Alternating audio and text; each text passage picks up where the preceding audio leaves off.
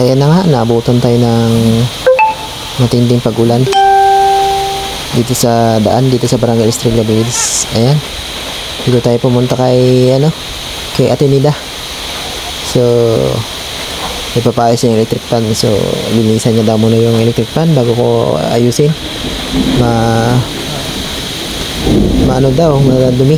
Ayan, kape-kape daw muna, pinakape niya muna ako bago ko gagawin daw yung papayos na. Ayan, sarap magkape dito guys dahil malapit na to sa bundok dito sa Barangay Estrella Village. Malamig yung panahon,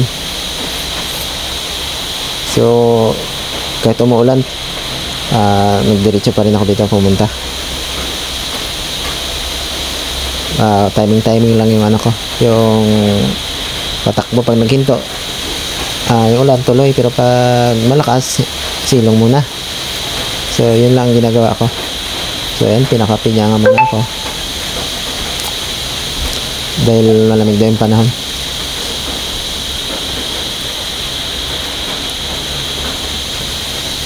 Binilihan niya pa ako ng tinapay sa tindahan.